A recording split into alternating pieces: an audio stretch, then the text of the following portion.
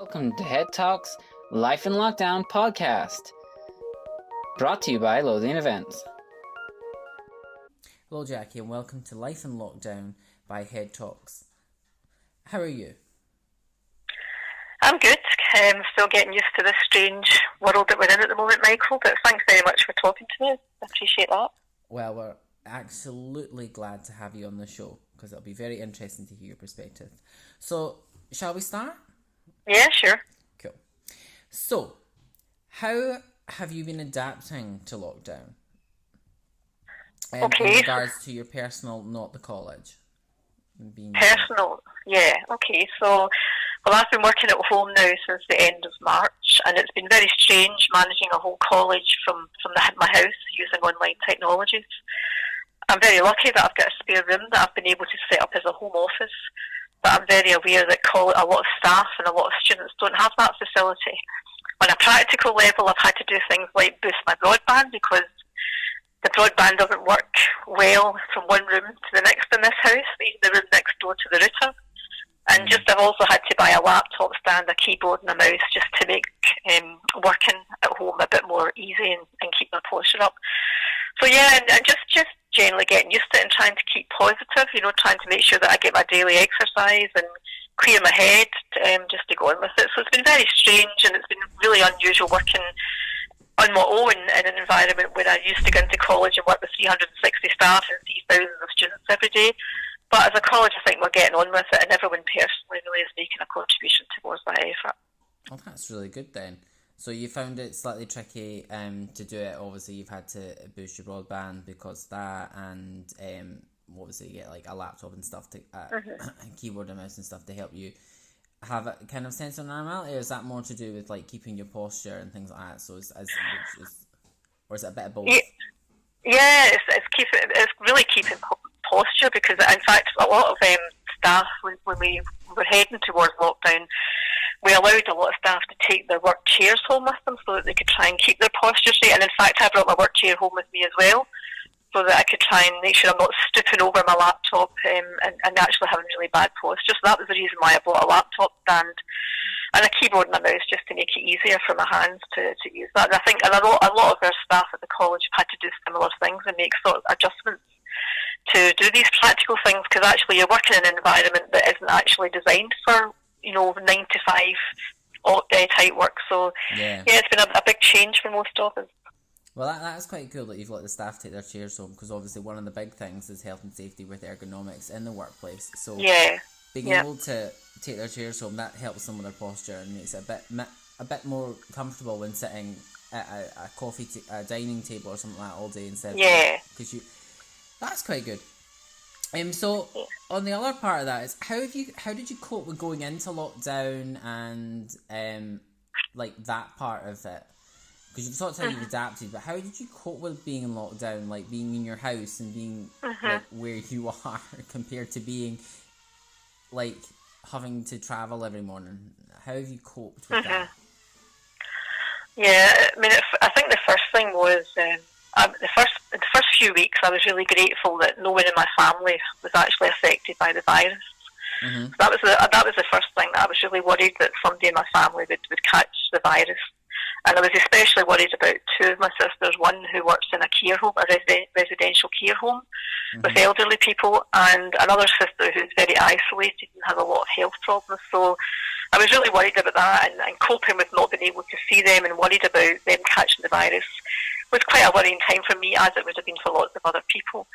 And one of the ways that I've managed to cope with that is just by keeping in touch with all the family, just using things like, just and the phone actually, just keeping in touch, having a laugh, family quizzes, celebrating their family birthdays, using Zoom, and just reminding myself regularly that we will come out of this crisis at some point, and the days that I'm feeling a bit nervous about it or worried about it, that actually it will get better, and there are all signs that things are beginning to improve, and hopefully we'll get some kind of new normal in the not too far future.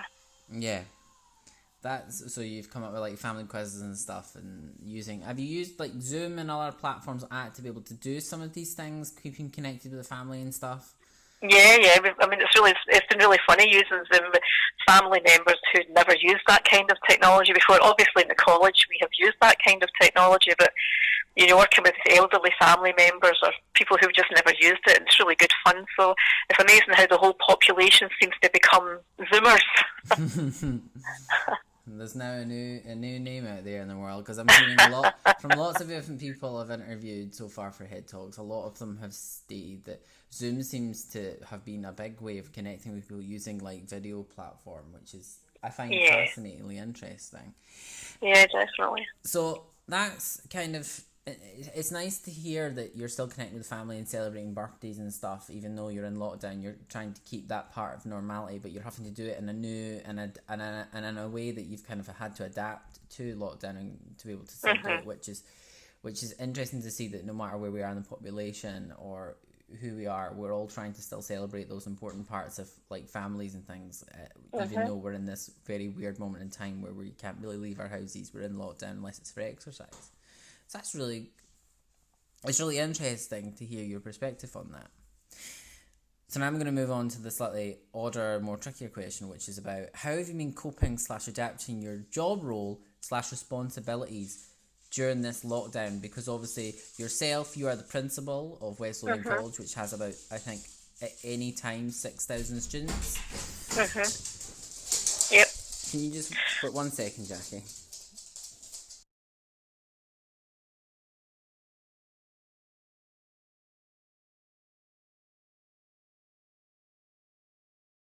Sorry about that. Okay. So I'm just gonna ask the question again so I can get it with continuity. So how have you been? So Jackie, how have you been coping with and adapting your job role responsibilities within lockdown? Because obviously you're the principal of West Lothian College, which has about, I think, at last I remember was 6,000 students in total, and I think about, I can't remember the staff statistics, but it's definitely a couple hundred staff. How is that been?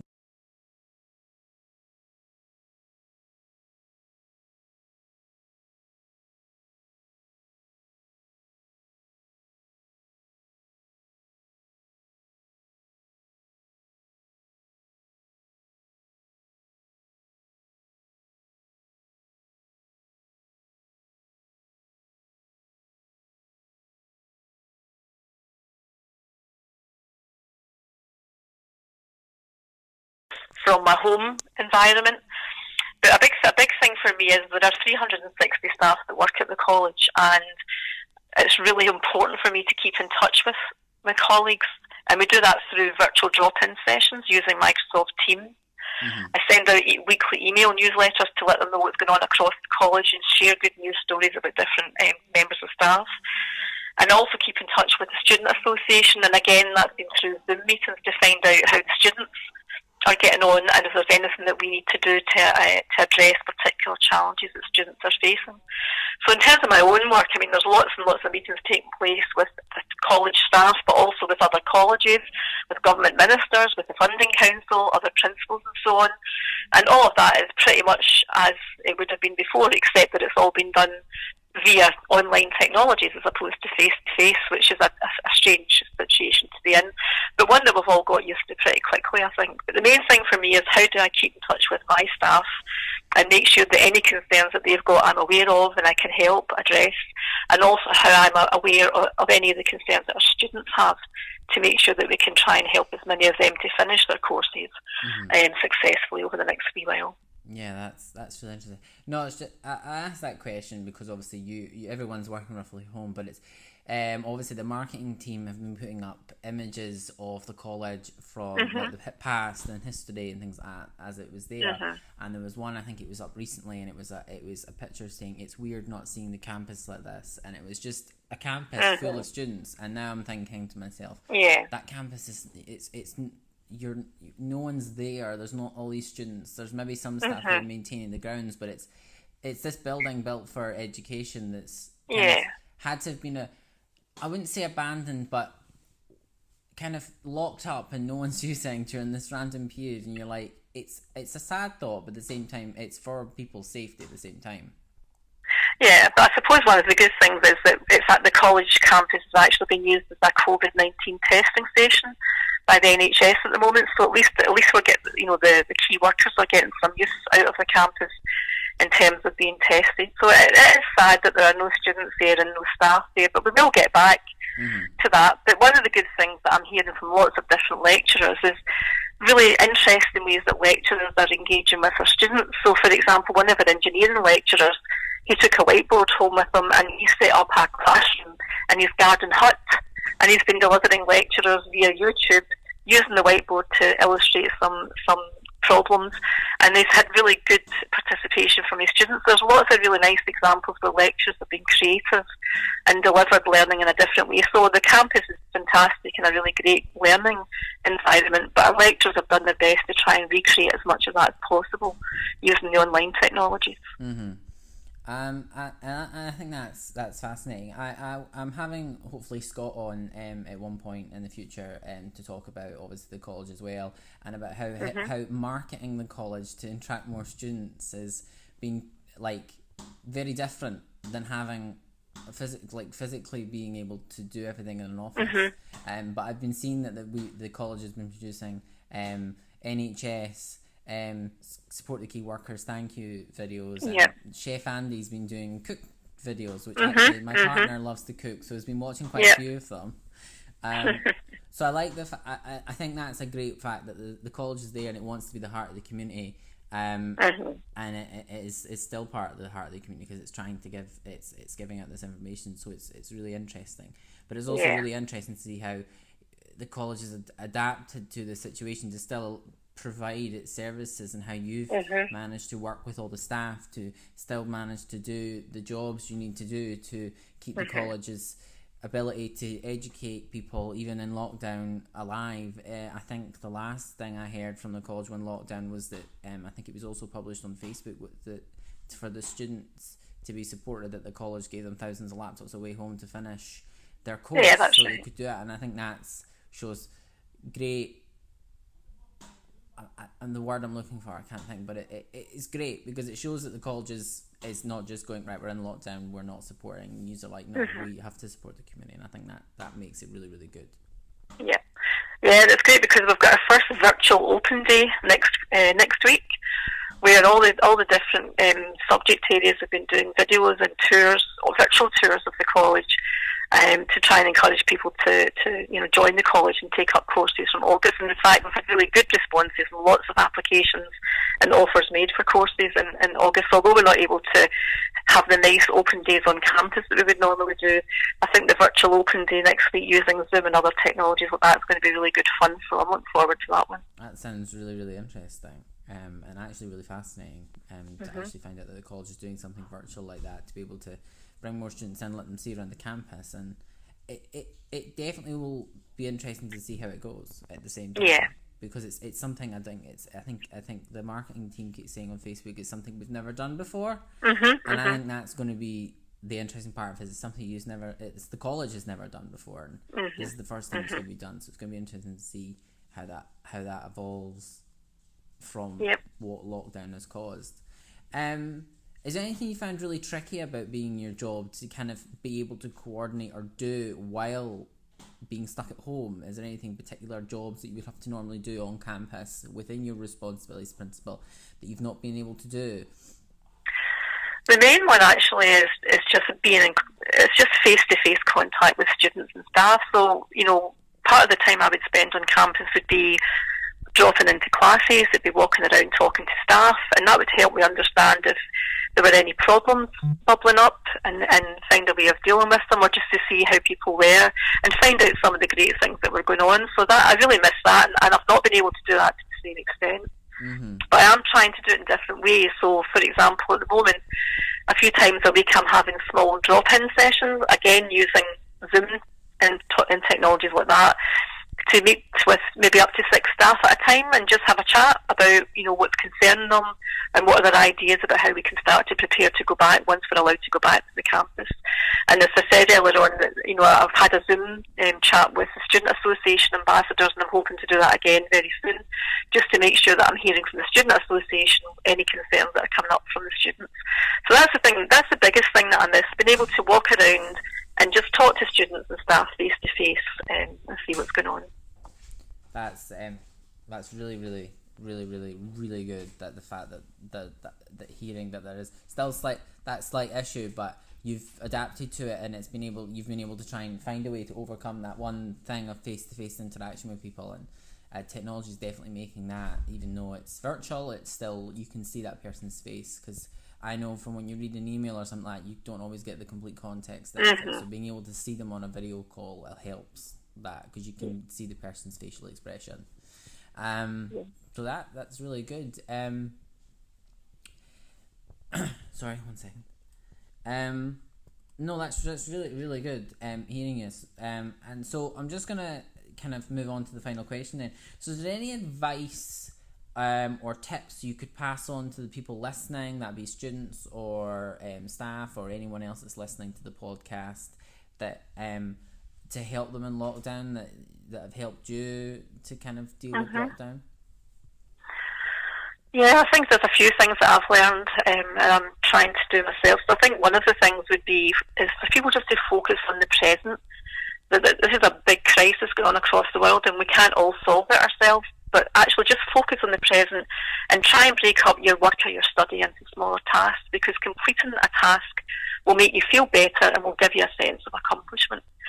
I think what's really important for all of us is to do whatever we can to stay physically and mentally well. And, the college has a lot of good support available to help people do both, actually, with online fitness videos being produced by our sports lecturers and some really good mental health support from our student support team. I think another thing that I've learned is don't beat yourself up if you're not able to do what you were able to do before lockdown, because things like childcare or caring responsibilities don't allow you to do the same things. I think that the important thing for people who've got childcare or caring responsibilities is to focus first on those around you and just do whatever you can in terms of your study when you can, but don't feel guilty if you're not able to do your job or it's not possible to complete your course due to the circumstances beyond your control. And I suppose the final thing I would say I've learned is that things will definitely get better. I mean, there's no doubt about it. They will improve. We're probably not going to go back to the same campus situation that we had prior to this COVID-19 crisis, but we will go back and we'll make sure that what we've learned during this crisis will help to make it a really good experience for all of our students and staff, and that everyone at the college is here to help, and we will definitely continue to do that. So what I'd like to say is thank you very much, Jackie, for coming on to the Head Talks podcast, giving your perspective on life in lockdown, how you've adapted your role, how the college is adapting itself as well with your help, because obviously you're the principal. And it was interesting to hear from someone that's at the very top of an organisation to kind of be like, this is how we're dealing with this. The fact that you said you've given the staff the ability to take their chairs home and stuff, that shows that an employer as well, like the college, is saying we want to support in the best way we can to make sure people can still continue their daily lives and do their job, but without having to compromise on certain things like their posture. So they've got that health aspect still there, which is great. So yeah, thank you very much for coming on Head Talks. We'll most likely have a link in the video description to take people to the college's page so they can find out more about the college and read up on the news articles of what's still been happening, even though the college has been in lockdown. To be able to allow you that. So yeah, thank you very much for coming on Head Talks and letting me talk to you and ask you some questions. But it's been great hearing some of the things you've had to say. And I think all our listeners as well will find the stuff you've had to say very interesting, because it's a different perspective as well. So yeah, thank you very much. Okay. If you want to find out about any more information that was discussed in this podcast, then click on the video description below and you'll be able to click on links that'll take you to certain websites and Facebook pages that were discussed within this podcast. If you want to keep up to date and follow our next podcast episode, then follow us on Facebook. The link's in the video description below. Give us a like on this video if you liked it so we can keep making more, and give us some comments and feedback you have on the episode. This episode of Head Talks was brought to you by Lothian Events, so follow us on Facebook and let us keep you up to date with what's going on.